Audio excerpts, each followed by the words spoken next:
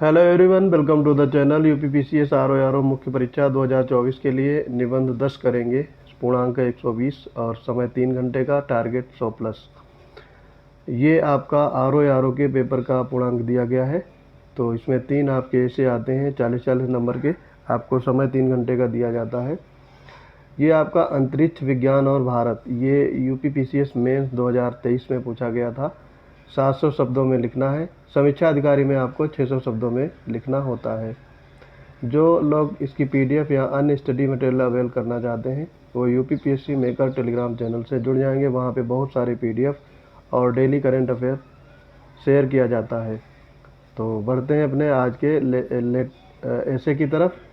चंदा मामा अब दूर के नहीं, चंदा मामा अब बस टूर के हैं। ठीक है, चंदा मामा अब दूर के नहीं, चंदा मामा अब बस एक टूर के हैं।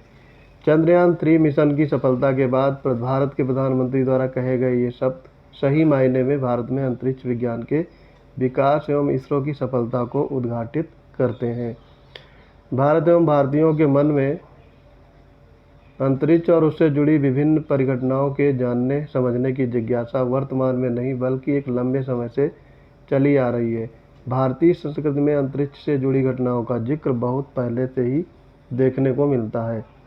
अंतरिक्ष से जुड़ी परिघटनाओं का प्रयोग करके विभिन्न धार्मिक अनुष्ठानों की शुरुआत की जाती है। वहीं घरों में चंद्रमा सूरज से जुड़ी कहानियों के साथ बच्चों को जिज्ञासु बनाने का कार्य किया जा रहा है। यही कारण है कि भारत में विश्व की अन्य सभ्यताओं से कहीं पहले अंतरिक्ष परिघटनाओं एवं शोधों का जिक्र मिलता है, जो आज के परिदृश्य में काफ़ी महत्वपूर्ण भूमिका निभा रहे हैं।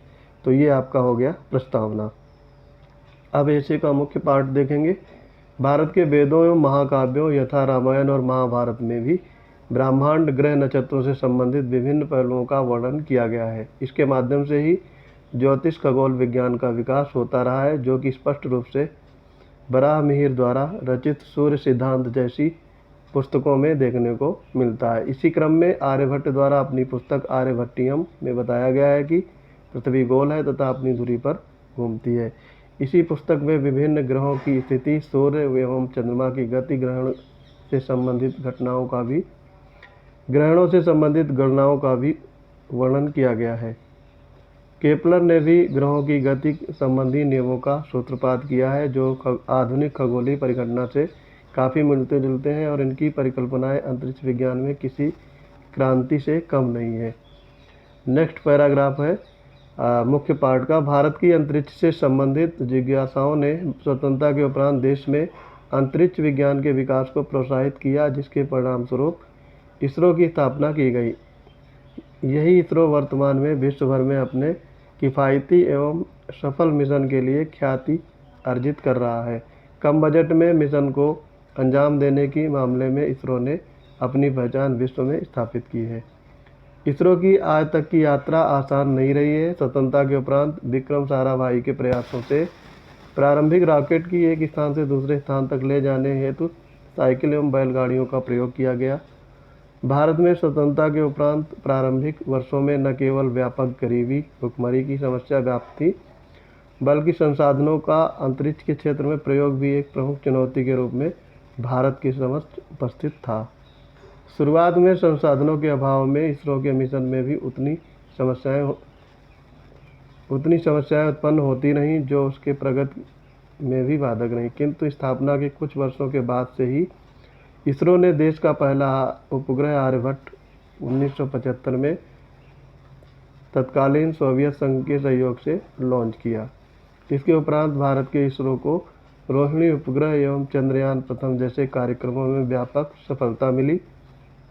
इसी क्रम में इसरो ने अपने उपग्रहों के प्रक्षेपण के लिए विभिन्न अंतरिक्ष यानों यथा PSLV और GSLV एवं इनके विभिन्न उन्नत संस्करणों को भी विकसित किया, जिनका प्रयोग चंद्रयान एवं मंगलयान जैसे मिशन में किया गया। भारत ने अपने अंतरिक्ष विकास के क्रम में न केवल वैज्ञानिक क्षमताओं के विकास को बढ़ावा दिया है, बल्कि देश के सामाजिक ढांचे को भी पर्याप्त प्रतिनिधित्व प्रदान किया है। इसरो ने देश में वैज्ञानिक विकास के क्रम में महिलाओं के प्रतिनिधित्व को प्रमुखता से दर्ज कराया है। वर्तमान में 20 से 25% कार्यबल महिलाएं हैं। जिन्होंने चंद्रयान और मंगलयान जैसे मिशन में अपनी भागीदारी दर्ज कराई है एवं देश की अन्य महिलाओं को भी प्रेरणा प्रदान की है। एक लंबी यात्रा तय करने के उपरांत, ये आपका कंक्लूजन रहेगा, एक लंबी यात्रा तय करने के उपरांत वर्तमान में भारतीय अंतरिक्ष विज्ञान का विकास बड़े पैमाने पर हो चुका है, जहां निजी क्षेत्र के उद्यमियों के लिए भी सहयोग के दरवाजे खोल दिए गए हैं। इसके माध्यम से इसरो को फंडिंग भी प्राप्त हो रही है, जो कि भारत में अंतरिक्ष विज्ञान के विकास में महत्वपूर्ण भूमिका अदा कर रहा है। तो ये आपका आज का विषय था। आई होप आपको समझ में आ गया होगा। मिलते हैं अपने अगले इंपॉर्टेंट वीडियोज़ में, तब तक के लिए पढ़ते रहिए। जय हिंद।